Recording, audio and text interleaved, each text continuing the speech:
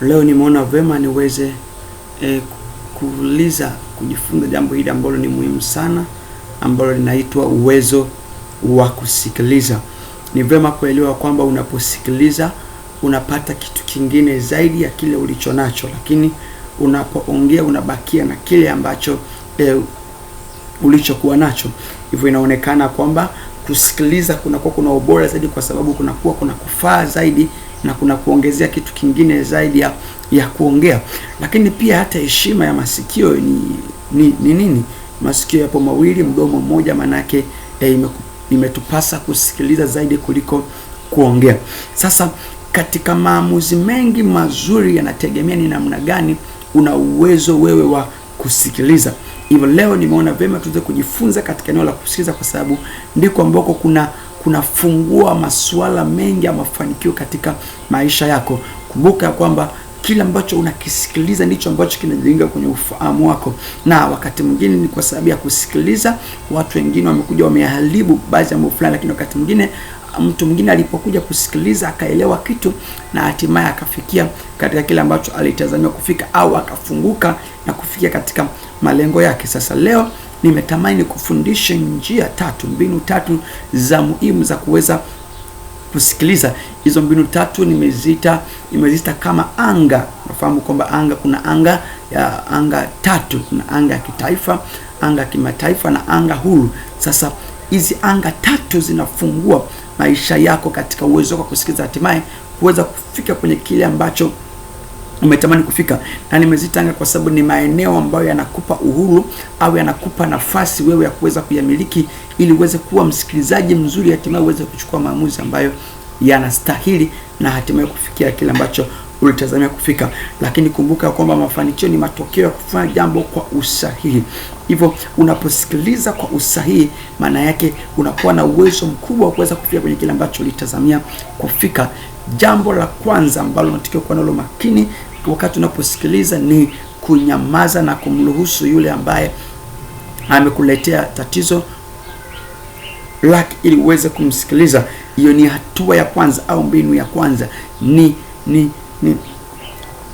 jifunze kunyamaza na kumpa uhuru yule ambaye amekuja kwako kuzungumza, aweze kuzungumza kile alicho nacho.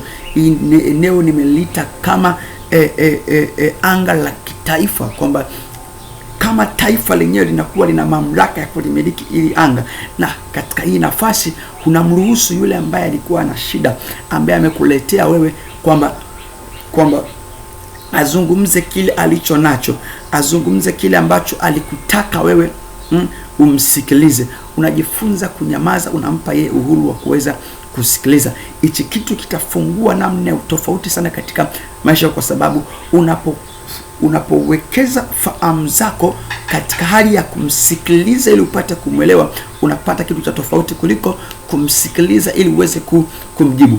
Hivyo hapa nyamaza kwenye fahamu zako ukitaka kumsikiliza kwa makini, kwamba nini anakitaka kutoka kwangu. Hilo ni sehemu la kwanza, na hii kama anga la kitaifa, kwa sababu linamilikiwa. Mwache yeye ambaye amefika amiliki hili anga, amiliki hilo eneo, yeye azungumze kila alicho nacho, na ni vema ukamwacha akazungumza yote aliyonayo ili uweze kuelewa nini ambacho kipo ndani yake. Na hatua ya pili ukishasikiliza ni namna gani unaielewa ile taarifa. Kwanza umenyamaza na kusikiliza, lakini hatua ya pili ni ielewe.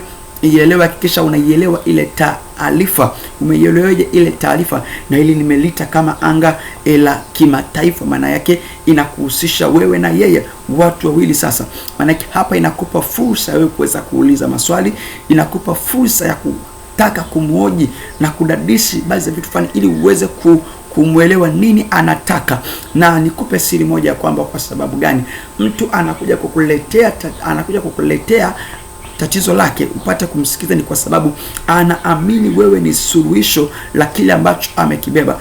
Mtu hawezi kumletea mtu ambaye hana ufahamu mzuri aweze kumsikiliza, lakini pia mtu hawezi kumletea mtoto mchanga kitu chake kikubwa aweze kumsikiliza, kwa sababu anaamini mtoto hawezi akawa suluhisho. Lakini mtu amekufuata kwa sababu ameamini wewe unaweza ukawa suluhisho. Hivyo kuwa msuluhisho mzuri unategemea ni namna gani umesikiliza. Hivyo anga la kimataifa linakupa wewe uhuru wa wewe na yeye kuweza kushirikiana, kushare vitu tofauti, kuweza kuhojiana, kudadisi, ili kuweza kuelewa kwa kina, ili uweze kuielewa ile taarifa ambayo amekuletea. Hivyo hatua ya kwanza, nyamaza, sikiliza. Pili, nitaka kuielewa ile taarifa. Unaieleweje? Namna ambavyo unaielewa taarifa ndivyo ambayo inaweza kuleta matokeo kwenye maisha yako.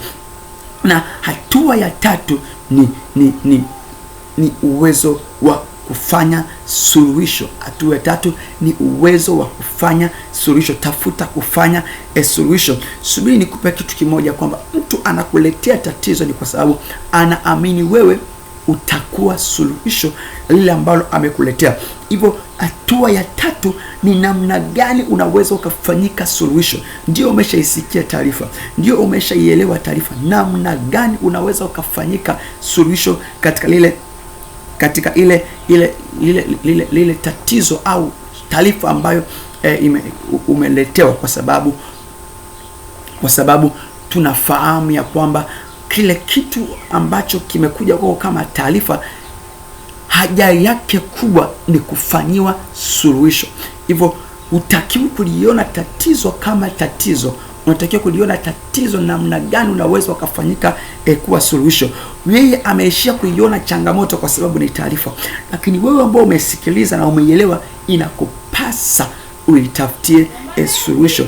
Ukisikia kwamba watu wanazungumza wakisema ya kwamba sehemu fulani pana shida fulani, umesikia taarifa sehemu fulani pana shida fulani, wewe umeshaisikia ile taarifa na umeshaelewa kwamba sehemu fulani pana shida fulani, ili kwako iwe fursa, unatakiwa wewe ufanyike kuwa suluhisho, kwa sababu umeshaielewa ile taarifa kwamba inahitaji jambo fulani. Hivyo katika hizi hatua tatu, na hilo nimelita kama anga la uhuru kwako, kwa sababu unaweza ukachagua mwenyewe ufanye suluhisho au upate kuharibu.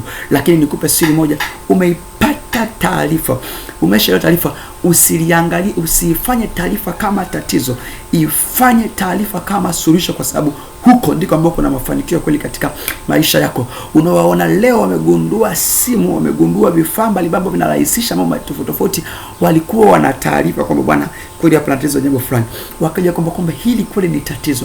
Baadaye kwa sababu walijua kwamba mimi natamani kufanikiwa, wakatumia kama fursa kwao kufanyika kuwa suluhisho, hatimaye wakaweza kufikia kile ambacho walitaka kutaka. Hivyo na hilo nimeita kama anga, na haya maeneo matatu yatakusaidia. Hizi anga tatu zitakusaidia. Anga ya kwanza ya kitaifa, mpe uhuru yeye azungumze ukiwa umenyamaza.